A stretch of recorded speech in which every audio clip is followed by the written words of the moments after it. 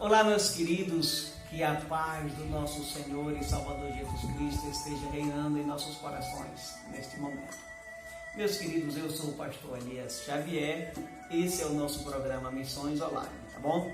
E eu tenho um recadinho especial para você que é amante da Escola Bíblica Dominical, você que não perde a Escola Bíblica Dominical por nada nessa vida.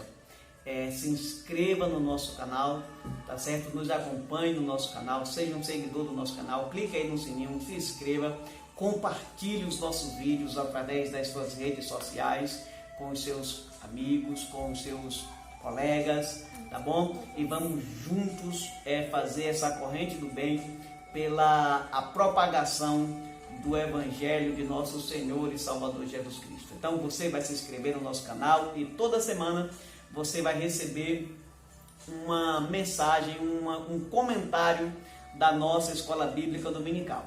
Agora no dia 5 de janeiro do ano de 2020, nós iniciaremos o nosso primeiro trimestre. Olha que maravilha, tá certo? O tema do trimestre é a raça humana, a origem, queda e redenção. Então, eu tenho certeza que nós seremos muito edificados através desse estudo sistemático da santa e gloriosa Palavra de Deus. Então, nós temos aqui o nosso primeiro tema, que é Adão, o primeiro homem. Tema muito importante. Essa lição aqui, o comentarista, ele busca responder a questões, a indagações que em algum momento todos nós já fizemos ou alguns ainda vão fazer. Quem somos? Para onde vamos? E de onde viemos? Então são perguntas filosóficas, sim, de fato, e que a ciência humana, a ciência secular, nunca terá uma resposta satisfatória para dar. Mas nós vamos perceber que através do estudo da santa e gloriosa Palavra de Deus, nós teremos a resposta exata de quem nós somos, de onde nós viemos e para onde nós vamos, tá bom? Então, esse trimestre ele vai tratar da antropologia bíblica, ou como alguns outros chamam também, antropologia da teologia, tá certo? E como eu já falei, com toda certeza vai edificar muito a nossa vida espiritual, vai edificar muito a sua vida, vai fortalecer em muito a sua fé, tá certo? Então a nossa primeira lição, que começa agora no dia 5, ela se divide em 4 tópicos, que é o primeiro tópico, a doutrina bíblica do homem, e aí nós vamos falar um pouco sobre a definição dessa doutrina bíblica, o que é essa doutrina bíblica, que nesse caso, como eu já falei, trata-se da antropologia bíblica, o estudo do homem à luz da palavra de Deus, Vamos entender, vamos ver quem é o homem, de onde o homem veio e por qual razão nós estamos aqui, para onde nós vamos entender todo esse propósito de Deus, nós vamos entender toda essa questão aí da nossa origem, que está em Deus. Aí nós vamos ver também os fundamentos dessa doutrina, que basicamente e principalmente, o fundamento da doutrina da antropologia bíblica é a palavra de Deus. Esse aqui é fundamental, apesar de que a gente pode pesquisar em outras fontes e complementar, esse nosso conhecimento, enriquecer um pouco mais esse nosso conhecimento, essa doutrina, mas é base que não pode faltar de forma nenhuma é a Bíblia Sagrada. Então, toda a nossa compreensão, toda a nossa crença, todo o nosso credo está aí baseado na santa e inerrante, gloriosa e infalível Palavra de Deus, tá certo? Também nós vamos entender aqui os objetivos dessa doutrina, Isso aqui nós ainda estamos falando aqui do primeiro ponto da nossa lição, que os objetivos, o primeiro objetivo está em responder as grandes perguntas do ser humano, como nós já falamos, né? Então, através desse trimestre, não só apenas dessa primeira lição, mas no trimestre inteiro, nós vamos estar respondendo aí essas perguntas, né? Que é quem somos, de onde viemos, né? Ou para onde vamos, né? O que eu represento, quem sou eu, e a gente vai estar aí com base, com fundamento, como nós já falamos, na santa e gloriosa palavra de Deus, respondendo a essa questão e mais uma vez eu repito, e com toda certeza, edificando, fortalecendo a fé de muita gente, né? Então também mostrar a dependência que nós temos de Deus, o quanto nós somos dependentes de Deus. Aí aqui eu aproveito para falar que nessa questão aqui nós vamos estar buscando o equilíbrio. Por que buscando o equilíbrio? Porque a gente vive num mundo louco. O mundo parece que está de cabeça para baixo. Ao mesmo tempo que se propaga, né, que se difunde no meio da sociedade um homocentrismo, onde o homem é endeusado, o homem é feito como semideuses ou quase deuses, um homem que se assemelha a Deus, Senhor de si próprio, Senhor da sua vida, aquela coisa toda, é ao mesmo tempo que o homem é reduzido a um simples animal. É ao mesmo tempo que a vida humana é nivelada, igualada à vida de um touro, de um gato, de um cavalo, de um cachorro, de qualquer outro animal, aliás, até de um mosquito. Essa semana eu estava vendo alguém, estava conversando comigo sobre uma reportagem de uma jovem, né, que nem um mosquito que senta na sua pele, no seu corpo, ela mata mais. Quando o mosquito chega, que pica ali, que vai sugando aquele sangue, ela diz que ela pede licença. Por favor, que o mosquito deixe ela, porque assim, não pode matar, não pode se defender.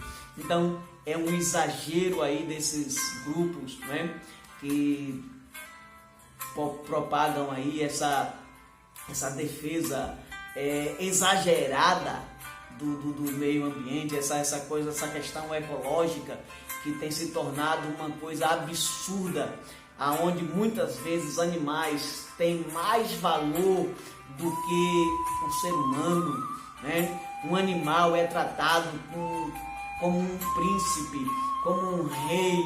A gente vê, por exemplo, aí algumas pessoas, não que tratar bem o seu animal seja um pecado, muito pelo contrário.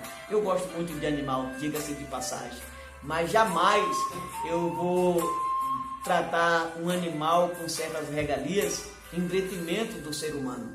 A gente vê, por exemplo, aí pessoas que fazem aniversários para os seus gatos, para os seus cães, né? Enquanto a gente vê quantas crianças estão dormindo na rua. Época de chuva, época de frio, dormindo no relento, sem roupa, sem pão, sem comida, e às vezes até quando pede uma esmola, a gente vê aí que tem algumas pessoas levantam o vidro do carro para nem ver, para nem ouvir, outros passam na calçada, vira a cara, enfim, o mundo está louco, o mundo está uma coisa que a gente não consegue nem entender direito, né? Esse sistema mundano que tem devastado muitas vidas, muitos corações, né? O terceiro objetivo é levar o homem a reatar a sua comunhão com Deus, né?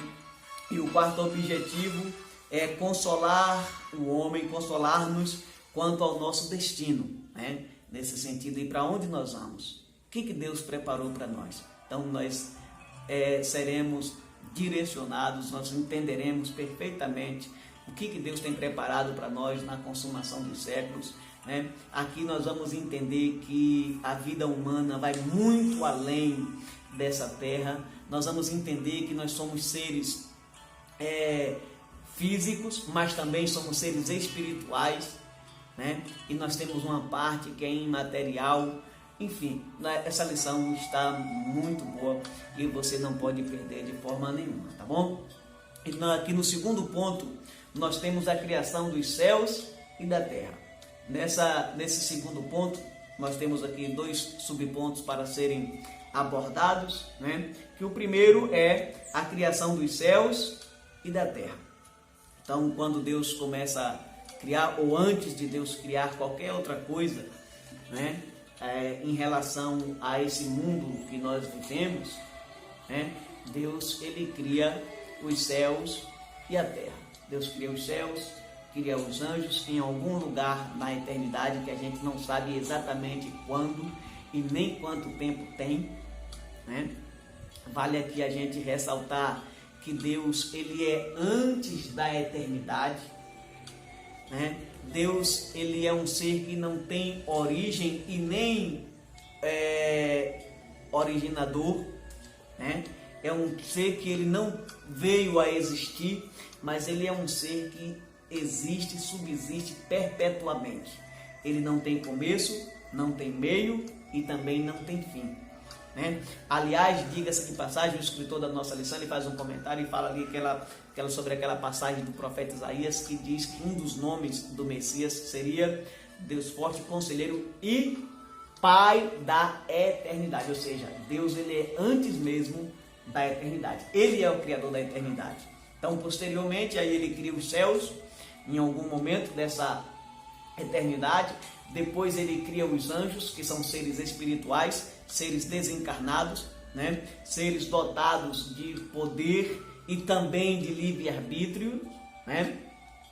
E povoa os céus com esses anjos, né? Que a Bíblia chama de exércitos dos céus, né?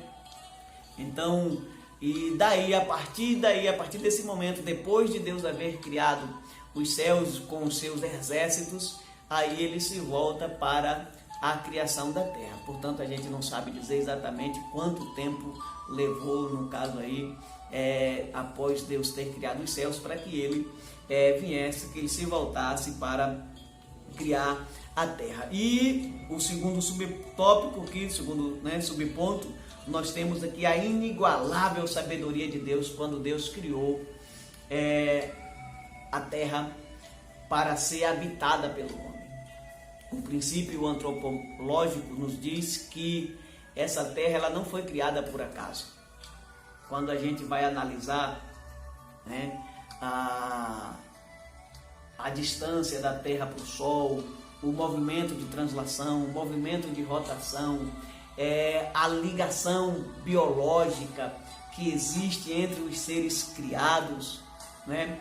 Numa perfeição incrível, a quantidade de oxigênio no ar, que se tivesse um pouquinho mais de oxigênio num dia de calor, a terra pegaria fogo do nada. Também se tivesse um pouquinho menos, nós não conseguiríamos sobreviver, mas enfim, Deus projetou, calculou tudo milimetricamente para que essa terra pudesse hospedar a vida humana. Então, a gente vai entender que essa terra não é o fruto do acaso, não é o fruto, né, de uma evolução, muito pelo contrário, né? Se houve de fato a explosão, se houve de fato aquele Big Bang, né, que a ciência propaga, nesse caso, esse Big Bang, essa explosão, ela foi criada por Deus, ela foi projetada por Deus, né? E a partir daí Deus começa a criar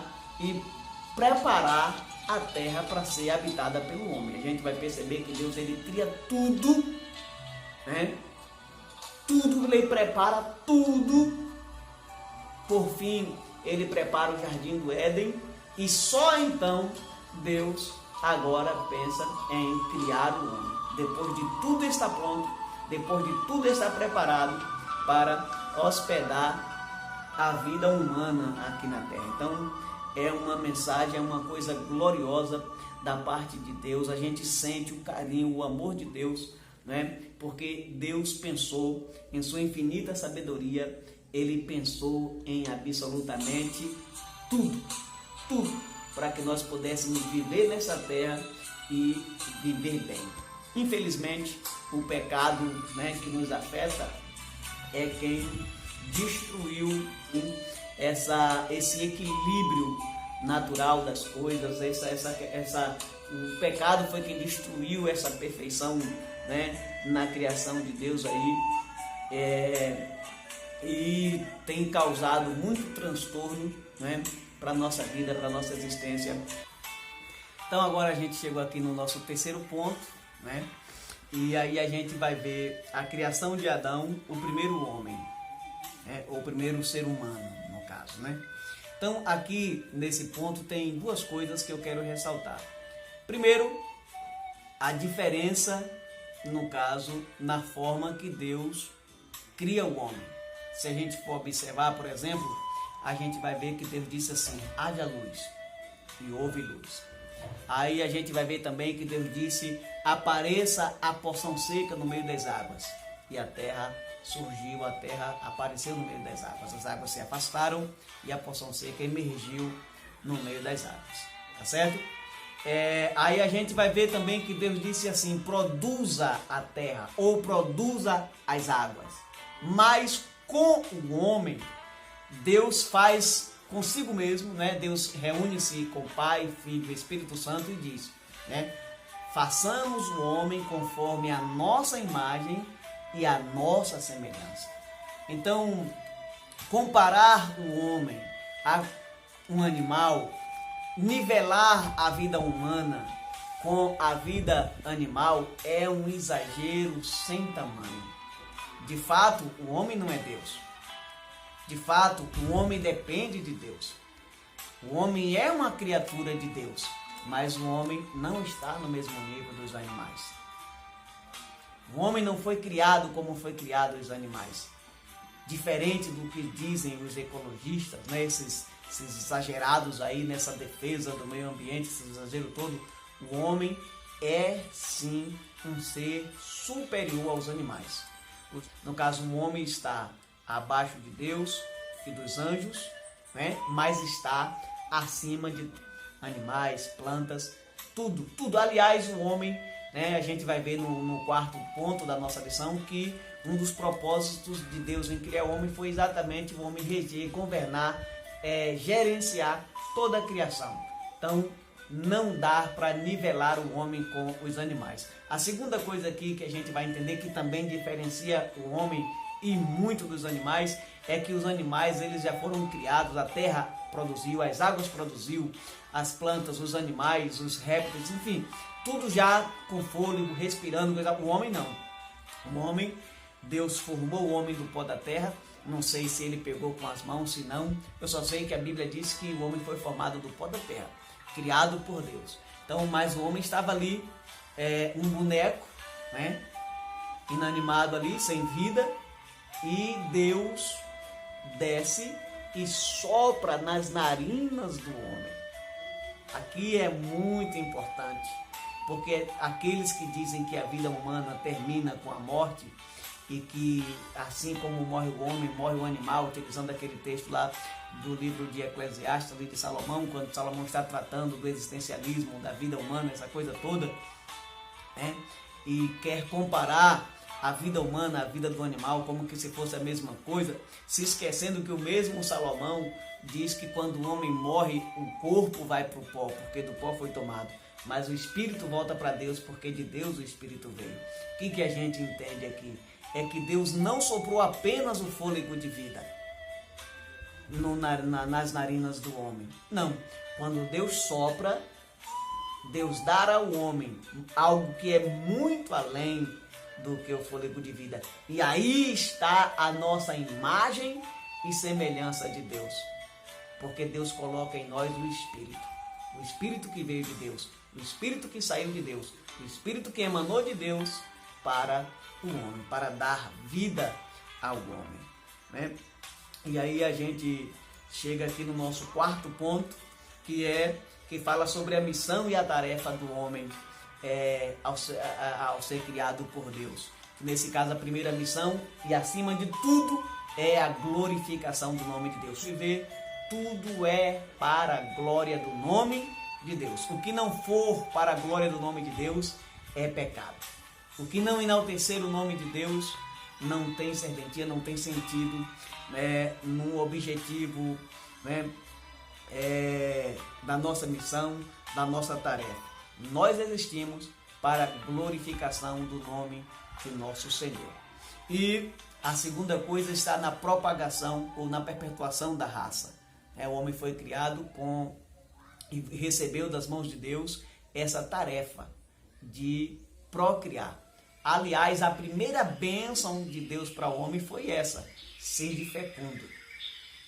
Ser fecundo é uma bênção de Deus. Procriar, gerar filhos é uma bênção de Deus.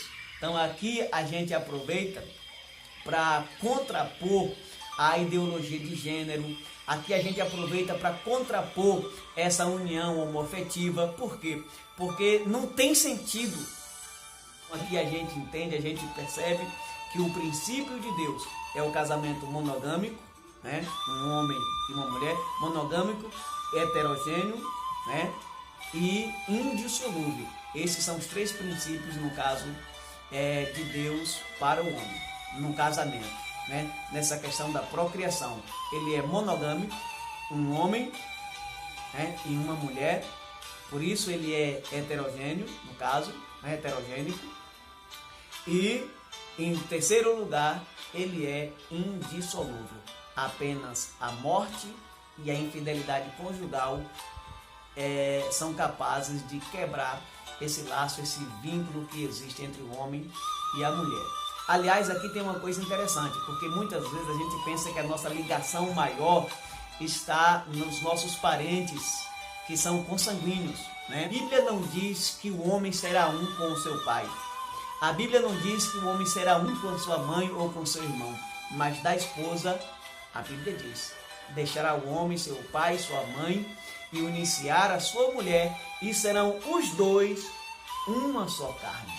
Ou seja, o vínculo espiritual existente entre o marido e a mulher, entre a mulher e o marido, é muito maior do que qualquer outro vínculo que seja por meio da biologia, por meio do vínculo sanguíneo. A ligação espiritual é uma coisa muito forte. Não dá para a gente entrar em detalhes aqui nesse momento, mas é uma coisa muito forte, né? Esse princípio. E o terceiro objetivo aqui, a nossa missão, é cuidar da terra. Por essa razão, quando nós falamos aqui contrapor aquele exagero, né, dos ecologistas, de que coloca a vida animal ou a vida vegetal no mesmo nível da vida humana, isso é um exagero. Mas também a gente não pode jamais abrir mão de cuidar da terra com responsabilidade, para que nós possamos deixar também para os nossos filhos até o dia que Jesus voltar. E que também, quando Jesus voltar para buscar a sua igreja, nós, como servos de Deus, como conhecedores da verdade, possamos apresentar a Deus o nosso cuidado com a nossa casa, o nosso cuidado com a terra que Deus criou com tanto carinho para que nós pudéssemos habitar. Então esse é o nosso comentário da nossa primeira lição da nossa Escola Bíblica Dominical do ano 2020, e eu já espero você também para o próximo comentário. Se inscreva no nosso canal e compartilhe o nosso vídeo. Um abraço e até a próxima.